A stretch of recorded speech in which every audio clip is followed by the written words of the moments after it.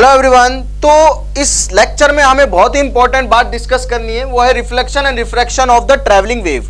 कि भाई अगर कोई रस्सी पे वेव चल रही है, ट्रैवल कर रही है, तो वो रिफ्लेक्ट कैसे करेगी और रिफ्रैक्ट कैसे करेगी, ये बिल्कुल नया कॉन्सेप्ट है। तो भाई उसको समझने के लिए हम क्या करते हैं, सबसे पहले बेसिक बात मैं उठाता हूं पीछे से, क्योंकि मैंने अभी तक आपको दो वेव का इंटरफेरेंस समझाया जो कि आपको बहुत अच्छे से समझ में आ गया होगा। अब इंटरफेयर जो वेव कर रही हैं उनकी इंटेंसिटी किसी पॉइंट पे मुझे पता करनी हो तो वो क्या होगी, कैसे निकालेंगे। भाई एक चीज हमें पता है कि ए नेट जो था, ठीक है, मैं जो एम्पलीट्यूड की बात कर रहा हूं, ए नेट क्या है, एम्पलीट्यूड है। दो वेव थी, दो वेव आ रही थी, A1 साइन ओमेगा के x, A1 sine omega T minus के एक्स और A2 sine omega T minus के एक्स। ये समझो KX1 और KX2 ऐसी वेव आ रही थी, दोनों के बीच का फेज डिफरेंस था फाई। ठीक, अगर वो दोनों वेव के बीच का फेज डिफरेंस था फाई, पाथ डिफरेंस था डेल्टा एक्स, तो वो दोनों जब इंटरफेयर करेंगी तो उनका जो एम्पलीट्यूड लिखा जाएगा नेट, ठीक है, इंटरफेरेंस पैटर्न का, वो लिखा जाएगा ऐसे A1 square plus A2 square plus 2A1 A2 cos phi. ठीक है भाई, फाई क्या है, फाई दोनों वेव के बीच का, इंटरफेरेंस वाली करने वाली वेव के बीच का फेज एंगल है। ये सारी चीजें मैंने पहले प्रीवियस लेक्चर में बिल्कुल अच्छे से डिस्कस कर ली है। ठीक, अब ये मैक्सिमम कब होगा, ये मैक्सिमम तब होगा जब फाई होगा 2n पाई। ठीक है, 2n पाई होगा तो cos फाई की वैल्यू क्या हो जाएगी, 1 हो जाएगी। 1 हो जाएगी तो मैक्सिमम हो जाएगा, मैक्सिमम हो जाएगा तो कितना हो जाएगा, ए नेट जो होगा वो आ जाएगा A1 प्लस A2 के बराबर। ठीक है भाई, अगर मैं इसका स्क्वायर करना चाहूं ए नेट का तो वो हो जाएगा A1 प्लस A2 के स्क्वायर के बराबर। अब हमें एक चीज पता है, वो चीज क्या है कि इंटेंसिटी जो थी वो हमने पढ़ी थी, इंटेंसिटी ऑफ अ वेव क्या होती थी, 2 pi square F square A square mu V, यही होती थी इंटेंसिटी। अब जो दोनों वेव आ रही हैं, क्या वो एक ही मीडियम में आ रही हैं, सेम मीडियम में आनी चाहिए, इंटरफेरेंस की कंडीशन यहीं से सेटिस्फाई होती है। दोनों वेव सेम स्पीड से आनी चाहिए, दोनों की जो मीडियम है जिसमें आ रही है वो सेम होना चाहिए और दोनों की फ्रीक्वेंसी सेम होनी चाहिए, तभी इंटरफेयर करेंगी। अगर तब इंटरफेरेंस हो रहा है तो इंटेंसिटी क्या प्रोपोर्शनल है ए स्क्वायर के, यहां से मैं लिख सकता हूं intensity is proportional to A square. भाई बिल्कुल सही बात है, अगर इंटेंसिटी प्रोपोर्शनल है ए स्क्वायर के तो मैं ऐसे लिख सकता हूं कि वेव की जो नेट इंटेंसिटी होगी, दोनों इंटरफेरेंस वाली वेव हैं, वो प्रोपोर्शनल होगी ए नेट स्क्वायर के। ठीक है, ऐसे लिख सकता हूं, या मैं ऐसे बोल सकता हूं कि पहली वेव जो है उसकी इंटेंसिटी प्रोपोर्शनल होगी पहली वेव के एम्पलीट्यूड के स्क्वायर के, और दूसरी वेव जो है उसकी इंटेंसिटी प्रोपोर्शनल होगी दूसरी वेव के एम्पलीट्यूड के स्क्वायर के, क्योंकि बेसिकली जो वेव है उसकी इंटेंसिटी प्रोपोर्शनल होती है एम्पलीट्यूड के स्क्वायर के। यहां से मुझे एक चीज पता चली तो मैंने लिख दी। ठीक, अब भाई यहां से क्या करते हैं, हम इसको लिखने की कोशिश करते हैं, इसको लिखने की कोशिश करते हैं तो ये क्या आ जाएगा अपने पास में, अगर मैं इसको लिखने की कोशिश करूंगा कि ए नेट जो है वो आ जाएगा A1 प्लस A2 का होल स्क्वायर। ठीक है, क्या आ जाएगा, A1 प्लस A2 का होल स्क्वायर, अगर मैं मैक्सिमम की बात करूं, या फिर ऐसे ही यहां से बात करते हैं जनरल फॉर्मूले की कि ए नेट है वो ये है। ठीक है, मैक्सिमम को अभी मैं भूल रहा हूं। ठीक, हम जनरल बात कर रहे हैं, अगर जनरल बात कर रहे हैं तो ए नेट स्क्वायर जो है क्या उसको लिखा जा सकता है A square plus A2 square plus 2A1 A2 cos phi, ऐसे लिखा जा सकता है। भाई बिल्कुल लिखा जा सकता है। अब अगर आई नेट है ए नेट स्क्वायर के प्रोपोर्शनल, I1 है A1 स्क्वायर के प्रोपोर्शनल और I2 है A2 स्क्वायर के प्रोपोर्शनल, तो प्रोपोर्शनल को हटा के मैं यहाँ पे कोई कांस्टेंट लगा देता हूँ K। ठीक है, इसको भी हटा के मैं यहाँ पे कांस्टेंट लगा देता हूँ K, और इसको भी यहाँ पे हटा के प्रोपोर्शनलिटी कांस्टेंट लगा देता हूँ K। तो A1 नेट स्क्वायर की जगह I नेट अपॉन K लिख सकता हूँ, तो लिखूंगा I नेट अपॉन K। ठीक है, बराबर आएगा A1 स्क्वायर की जगह I1 अपॉन K लिख सकता हूं, तो लिखूंगा I1 अपॉन K, और A2 स्क्वायर की जगह I2 अपॉन K लिख सकता हूं, तो लिखूंगा I2 upon K। 2 as it is. A1 की जगह क्या लिखूंगा, रूट I1 अपॉन K। ठीक है, तो A1 की जगह क्या आ जाएगा, रूट I1 अपॉन K, और सिमिलरली इसके बाद आ जाएगा I2 अपॉन K और cos फाई। ठीक है भाई, ये आ जाएगा। अब मुझे एक चीज समझ में आ रही है, अंडर रूट नीचे तक है भाई। ठीक है, अब मुझे एक चीज पता चल रही है कि यहां से K कॉमन आ जाएगा और यहां से भी पूरे से K कॉमन आ जाएगा। अंडर रूट के मल्टीप्लाई होकर क्या बन जाएगा, K।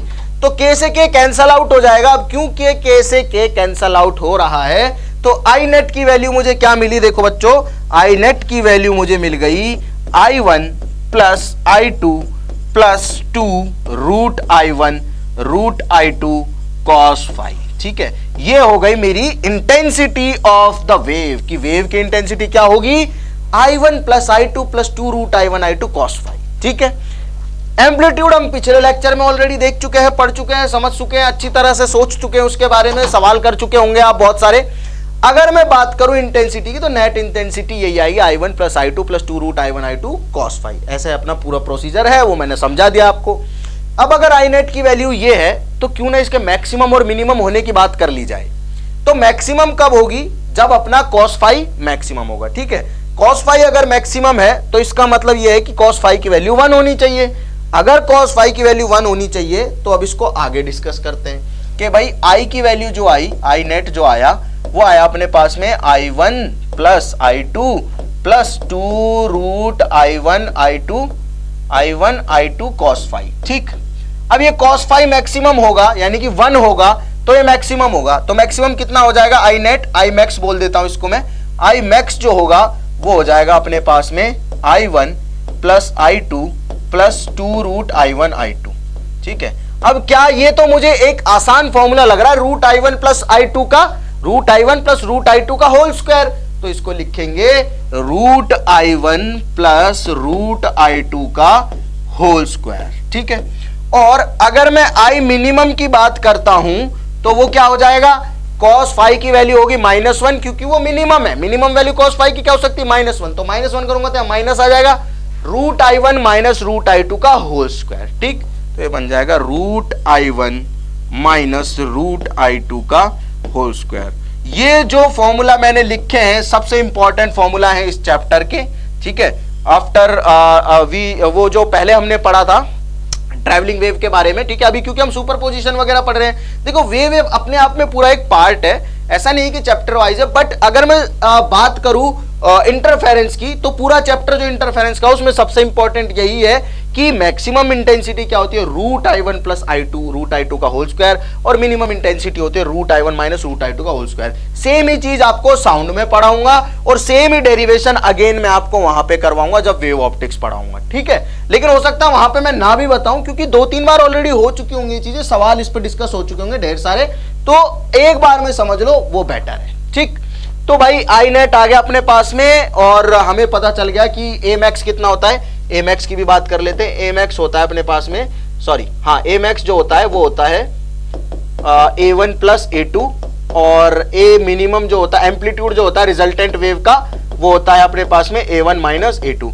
तो डिफरेंस क्या है, आई जो है वो एम्पलीट्यूड के स्क्वायर के प्रोपोर्शनल है। ठीक है, एम्पलीट्यूड के क्या है, स्क्वायर के प्रोपोर्शनल है। तो यहां से कोई भी रिलेशन बना सकते हैं, कोई भी सवाल को हम सोल्व कर सकते हैं। ढेर सारे सवाल पिछले साल के मिल जाएंगे पेपर में, उससे पिछले साल के पेपर में मिल जाएंगे, और उससे पिछले साल के पेपर में मिल जाएंगे, और बुक्स में मिल जाएंगे कि मैक्सिमम इंटेंसिटी जब कोई दो वेव इंटरफेयर कर रही है, पहली की पता है दूसरी की पता है, तो क्या होगा, दोनों का अंडर रूट का स्क्वायर हो जाएगा। और पहली का पता है दूसरी का पता है और मिनिमम पूछी जाए तो अंडर रूट का माइनस का स्क्वायर हो जाएगा। ठीक, अब ये चीज भी हमें समझने वाली बात है कि जो cos phi है इसकी वैल्यू 1 हो रही थी तभी इंटेंसिटी मैक्सिमम थी, तभी एम्पलीट्यूड मैक्सिमम था। यानी कि अगर कंस्ट्रक्टिव इंटरफेरेंस चाहिए, कंस्ट्रक्टिव के लिए क्या होगा, कंस्ट्रक्टिव इंटरफेरेंस में ऐसा काम होता है कि एम्पलीट्यूड भी मैक्सिमम और इंटेंसिटी भी मैक्सिमम। ठीक है, ऐसा होता है। ठीक है, एम्पलीट्यूड एंड इंटेंसिटी दोनों मैक्सिमम होती है, और ये कब होता है, जब पाथ डिफरेंस होता है n लैम्डा के बराबर। ये याद रखना, जो जो चीज मोटी मोटी बताता जा रहा हूं वो सारी चीजें याद रखनी है, नोट करनी है अपनी भाषा में, जो लिखना है जो लिख,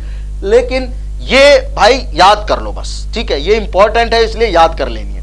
अगर मैं बात करूं डिस्ट्रक्टिव इंटरफेरेंस की, डिस्ट्रक्टिव इंटरफेरेंस की, तो उसमें क्या होता है, उसमें एम्पलीट्यूड भी मिनिमम और इंटेंसिटी भी मिनिमम, और होती कितनी है ये मैंने पता है, minimum intensity root i1 minus root i2 का होल स्क्वायर, और मिनिमम एम्पलीट्यूड आ जाएगा A1 माइनस A2। लेकिन कब होगा, जब पाथ डिफरेंस, क्या बोल रहा हूं मैं, पाथ डिफरेंस किसके बराबर होगा, 2n प्लस 1 लैम्डा बाई 2 के। ठीक है, बहुत सारे सवाल इसके ऊपर मैं खुद करवा दूंगा क्लास में डिस्कस, है ना। अभी जब हम स्टैंडिंग वेव्स पढ़ेंगे और उसके बाद एक आध क्वेश्चन का अलग से सेशन ले लूंगा, क्योंकि अच्छा चैप्टर है और बहुत सारे क्वेश्चंस बनते हैं। और उसके अलावा अगर आपको कोई स्पेशल क्लास चाहिए जिसमें मैं सिर्फ क्वेश्चन डिस्कस करूं तो बता देना, मैं कभी भी टाइम मिलेगा तो ले लूंगा, राइट। तो ये सब चीजें हमें इंटरफेरेंस के बारे में डिस्कस करनी थी, बता दिया मैंने आपको कि कैसे करना है, क्या करना है। अगर समझ में नहीं आया तो एक बार पीछे जाके वापस से सुनो, सारी चीजों को सुनोगे तो पक्का समझ में आ जाएगा। अब मैं बात करने वाला हूं reflection and refraction of wave की, ठीक। क्या बात करने वाला हूं? Reflection and refraction. तो पहले रिफ्लेक्शन की बात कर लेते हैं, ठीक है। रिफ्लेक्शन क्या होता है? आप भाई अपने आप को देखते हो, किस में देखते हो? मिरर में देखते हो कि भाई अपन तो एकदम मस्त सुंदर है ना। तो वैसे करके तो वो रिफ्लेक्शन की वजह से दिखाई देता है। तो हमारे पास यहाँ पे वेव में क्या किस तरह से रिफ्लेक्शन हो सकता है, क्या हो सकता है अगर कोई वेव रिफ्लेक्ट करे? तो देखो उसके दो पार्ट हो सकते हैं, क्योंकि ये टॉपिक जनरली पूछा नहीं जाता, लेकिन पूछ लिया जाए तो मेरे बच्चे जो पढ़ रहे हैं उनको आना चाहिए, ठीक है। मेरे बच्चे आई मीन के आप लोग, ठीक है, उन लोगों को पता होना चाहिए हर एक टॉपिक, हर एक चाहे वो पूछा गया हो चाहे नहीं पूछा गया हो, आना इसलिए चाहिए क्योंकि अगर पूछ लिया जाए तो 4 नंबर आपके मिस ना हो।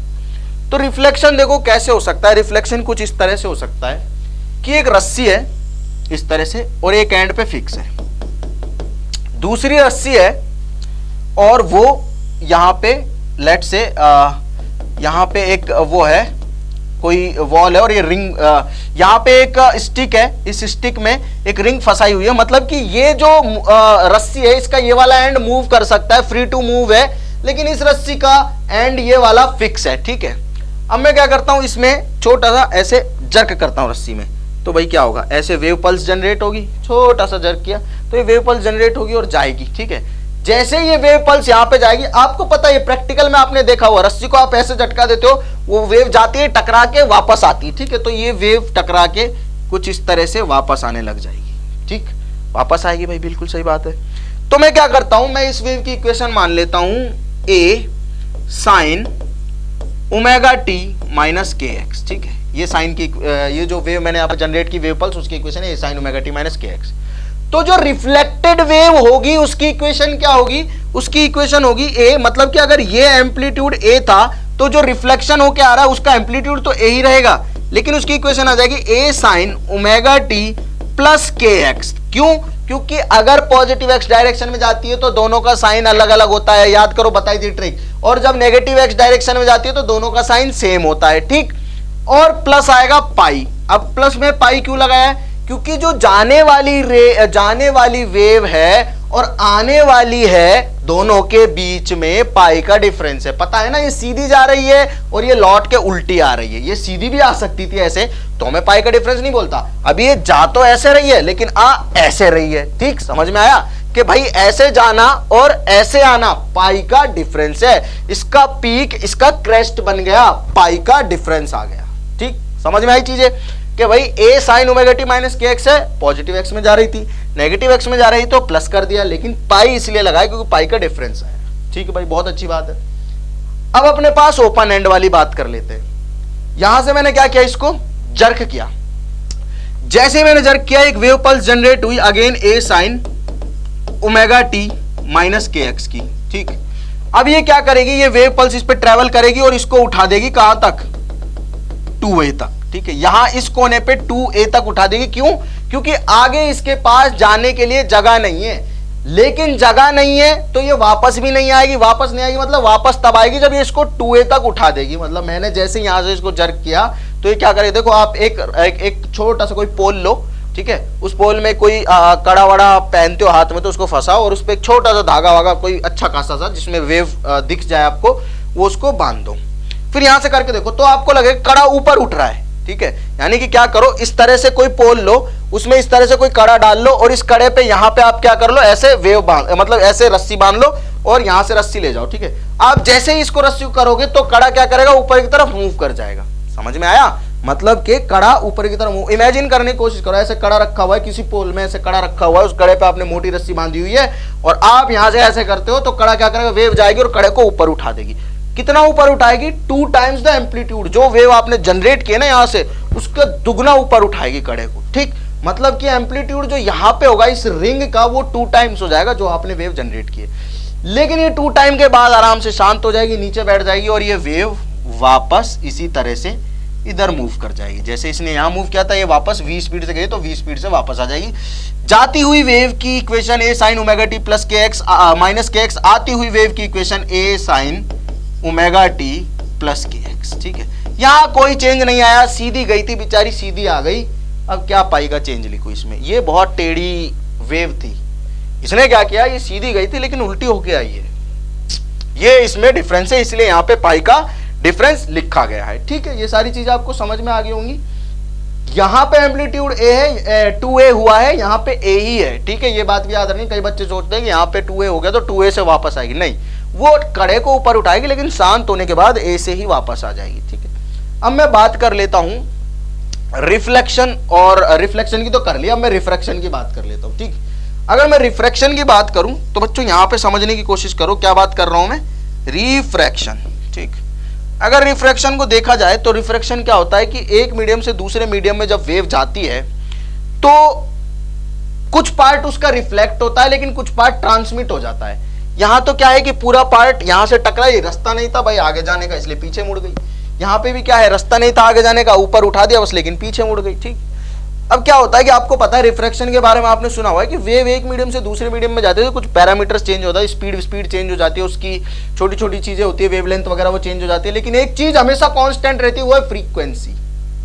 वर्ड्स जो बोल रहा हूं उन पे ध्यान रखना है, क्या क्या हमेशा सेम रहता है, फ्रीक्वेंसी। ठीक, लेट्स से कि कोई मीडियम है मेरे पास में, इस तरह की रस्सी है, एक रस्सी ऐसी है, ठीक है, और इससे एक पतली रस्सी जुड़ी हुई है। ठीक है, ये दोनों अलग अलग मीडियम है, अलग अलग मीडियम है से मतलब क्या है कि ये μ1 है इसका you mass per unit length, इसका है μ2। ठीक, और इसमें वेव जो जा रही है उसकी फ्रीक्वेंसी है f, और इसमें भी जो जाएगी वो वेव जो मैं यहाँ पे जनरेट करने वाला हूँ उसकी फ्रीक्वेंसी हमेशा सेम रहेगी। फ्रीक्वेंसी सोर्स पे डिपेंड करती है, फ्रीक्वेंसी मीडियम के डेंस या हल्के होने पे डिपेंड नहीं करती, आप कितनी तेजी से उसको दे रहे हो, पावर दे रहे हो, कितनी तेजी से आप उसको हिला रहे हो, कितनी तेजी से आप उसको एनर्जी दे रहे हो, उस पर डिपेंड करती है कि किस स्पीड से वेव इसमें जनरेट होगी, किस फ्रीक्वेंसी से वेव जाएगी। ठीक, स्पीड इसमें मान लेता हूं v1 है तो इसमें v2 हो जाएगी। मास per unit length m1 m2 मान लिया। टेंशन जो है, क्योंकि ये एक ही पॉइंट से कनेक्टेड है, दोनों जुड़ी हुई हैं, तो रस्सी में टेंशन बराबर रहेगी, तो यहां पे टेंशन T है तो यहां पे भी टेंशन T रहेगी। ठीक है, ओके, λ1 यहां पे मान लेता हूं और λ2 यहां पे मान लेता हूं। वेवलेंथ जो है वेव की जो इसमें जा रही है वो मीडियम चेंज हो रहा है तो λ1 λ2 हो जाएगी। अब क्या होगा, जैसे ही मैं यहाँ पे वेव डालूंगा, ठीक है, यानी कि जैसे ही मैं यहाँ पे वेव मैंने यहाँ पे प्रोड्यूस की तो वेव कुछ इस तरह से प्रोड्यूस होगी कि भाई ये ऐसा बन जाएगा, ये जो मोटी रस्सी है ये कुछ इस तरह की बन जाएगी। ठीक है, वेव अगर इसमें प्रोड्यूस होगी तो ये कुछ इस तरह की बन जाएगी। ठीक, और पतली रस्सी अपनी ऐसी रहेगी। ठीक, इसमें मैंने वेव प्रोड्यूस की और ये वेव जो प्रोड्यूस की इसका जो एम्पलीट्यूड है वो है ए इंसिडेंट, क्योंकि ये इंसिडेंट किया है मैंने खुद ने। ठीक है, तो ये ए इंसिडेंट है, और जैसे ही ये ए इंसिडेंट यहां से इस पॉइंट पे पहुंचेगा तो कुछ पार्ट क्या होगा, इसका रिफ्लेक्ट हो जाएगा, रिफ्रैक्ट हो जाएगा, मतलब ट्रांसमिट हो जाएगा, उसको ए टी बोल रहा हूं, और कुछ पार्ट वापस रिफ्लेक्ट हो जाएगा जिसे मैं ए आर बोल रहा हूं। ठीक है, वापस रिफ्लेक्ट हो जाएगा मतलब इस तरह का हो जाएगा, एम्पलीट्यूड इस तरह का बनेगा उसका। ठीक है, इसे मैं ए आर बोल रहा हूं। मतलब क्या है कि जैसे मैंने इस रस्सी को यहां से झटका दिया तो कुछ पार्ट तो इसकी वेव का रिफ्रैक्ट हो गया और कुछ रिफ्लेक्ट हो गया, यानी कि ट्रांसमिट हो गया कुछ पार्ट इसका अंदर इसी मीडियम में, क्योंकि बाउंड्री है यहाँ पे तो रिफ्लेक्ट हो गया, तो उसका एम्पलीट्यूड ए आर है रिफ्लेक्शन का, ए टी एम्पलीट्यूड है किसका, ये जो ट्रांसमिट हुआ है उस वेव का, और ए आई जो है वो एम्पलीट्यूड है किसका, इंसिडेंट वेव का। ठीक भाई, अब जो मैंने पावर इंसिडेंट कराई है, आपको ये चीज समझ में आनी चाहिए कि पावर जो इंसिडेंट है वही पावर तो रिफ्लेक्टेड वेव को और वही पावर तो ट्रांसमिटेड वेव को मिलनी चाहिए। जो मैंने पावर दी है, इंसिडेंट पावर है, वही पावर तो रिफ्लेक्टेड वेव को मिलनी चाहिए और वही पावर ट्रांसमिटेड वेव को मिलनी चाहिए। पावर तो कांस्टेंट है ना, मैंने जो दी वही तो डिस्ट्रीब्यूट हुई दो अलग अलग पार्ट में, तो वही इंसिडेंट पावर कितनी हो जाएगी, 2 पाई स्क्वायर एफ स्क्वायर ए इंसिडेंट स्क्वायर और μ1 इंटू वी। ठीक है, μ1 क्यों लिखा, μ1 इसलिए लिखा है भाई साहब, देखो इसका जो इंसिडेंट वेव कराई वो मैंने इस मीडियम में कराई है तो इसका μ1 लिखूंगा, और इसमें स्पीड है वेव की v1 तो v1 लिखूंगा, v1 ये बराबर हो जाएगा 2 पाई स्क्वायर एफ स्क्वायर, क्योंकि दोनों मीडियम में जो अपना एम्पलीट्यूड है वो चेंज हो रहा है, म्यू चेंज हो रहा है, वी चेंज हो रहा है, बट फ्रीक्वेंसी सेम है।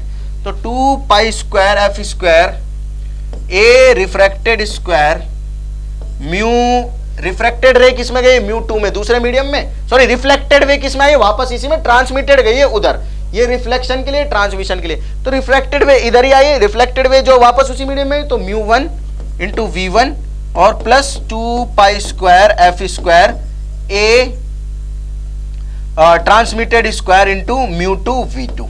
ठीक है, ये ट्रांसमिटेड जो वेव हुई है वो दूसरे मीडियम में हुई, इसलिए म्यू 2 लिखा है और स्पीड V2 लिखी। ठीक, अब देखो यार 2 पाई स्क्वायर एफ स्क्वायर से ये सारी चीजें कैंसिल आउट हो गई, तो कैंसिल आउट कर देते हैं।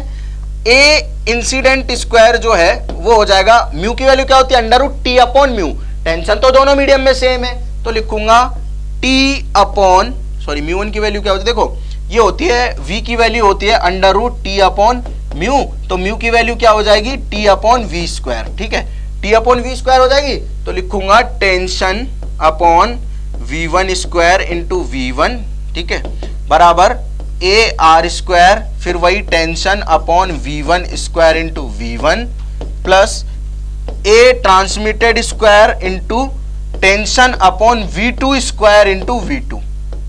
ठीक है, टेंशन तो दोनों मीडियम में सेम है, बस डिफरेंस क्या है जो ट्रांसमिटेड वेव है वो दूसरे मीडियम में, तो इसलिए V2 लिखा है, उसमें स्पीड V2 है पार्टिकल वेव की, और इधर जो पहले मीडियम में वेव जा रही है उसकी स्पीड V1 है, तो मैंने उसके लिए V1 लिखा है। ठीक भाई, यहां से कैंसिल आउट हो गया, तो बहुत ही आसान सा एक एक्सप्रेशन मुझे देखने को मिल रहा है, V2 से V2 कैंसिल आउट और T से T कैंसिल आउट हो गया, तो ये बन रहा है A incident square upon V1 minus A refracted square upon V1 बराबर A transmitted square upon V2।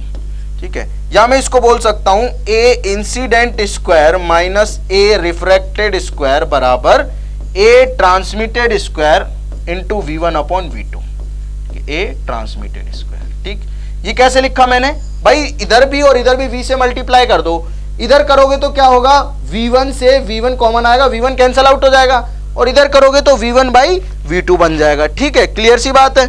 अब देखो एक चीज और समझने वाली है कि जो एम्पलीट्यूड था वो इंसिडेंट का और रिफ्लेक्टेड का बराबर होना चाहिए, किसके, ट्रांसमिटेड के। ऐसा मैंने क्यों बोला, क्योंकि भाई देखो बात समझने वाली है कि जब ये इस पॉइंट पे पहुंच रही होंगी दोनों वेव, ठीक है, मतलब कि ये जो वेव चली इस पॉइंट पे पहुंच रही होगी, तो जो पॉइंट ऑफ कांटेक्ट है दोनों मीडियम का, उस पॉइंट पे से सेपरेशन हो रहा होगा, ट्रांसमिटेड वेव का अलग और जो रिफ्लेक्टेड वेव है वो अलग। जो रिफ्लेक्टेड वेव है वो इधर आएगी, ट्रांसमिटेड वेव इधर जाएगी, वो सेपरेशन वाली बाउंड्री पे होगा। ठीक है, तो उस टाइम पे जो इंसिडेंट वेव है उस इंसिडेंट में से ही ट्रांसमिटेड तो निकल जाएगी और इंसिडेंट का पार्ट ही बन जाएगा क्या, अपना ये रिफ्लेक्टेड वेव। मतलब ये जो इस मीडियम में, इस बाउंड्री पे, इस पॉइंट पे रिफ्लेक्टेड और एक मीडियम का एम्पलीट्यूड है वो दूसरे मीडियम का एम्पलीट्यूड के बराबर रहेगा। आप इतनी चीज याद रख लो, बस कंफ्यूज नहीं होगी। ठीक है, एक मीडियम में जो एम्पलीट्यूड है उसका सम हमेशा दूसरे मीडियम में जो एम्पलीट्यूड है उसके सम के बराबर होगा।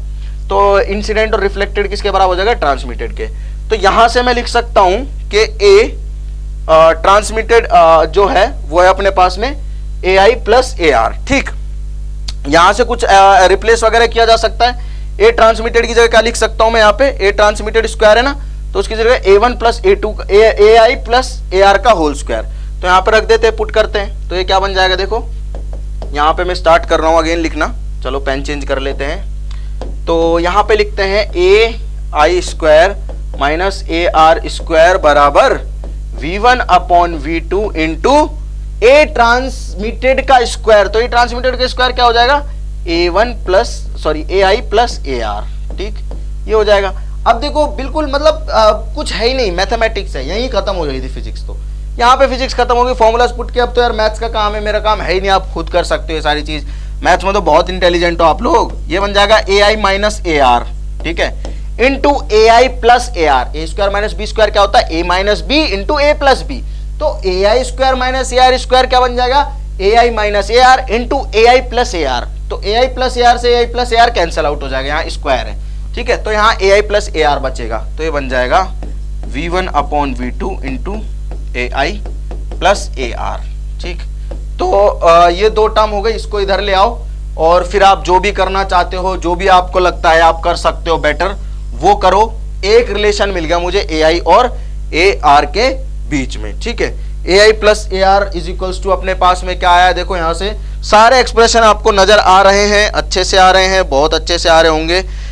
तो भाई ये अपने पास में इक्वेशन आ गई। अब देखो कुछ ऐड वैड हो रहा है, ये वाली इक्वेशन है, इसको अपन क्या लिख सकते हैं, इसको अपन लिख सकते हैं A I minus A R, A I plus A R, और इसकी जगह अपन ने लिख दिया A I plus A R का होल स्क्वायर, ठीक है। A I plus A R का होल स्क्वायर लिख दिया, और वहां से नीचे क्या लिख दिया, V1 अपॉन V2, ये सारी चीजें हो गई। अब उसके बाद क्या करना है अपने को, देखो एक इंपॉर्टेंट काम कर लेते हैं, और वो काम क्या होना चाहिए कि ए आई माइनस ए आर की वैल्यू निकाल लेता हूं मैं, ठीक है।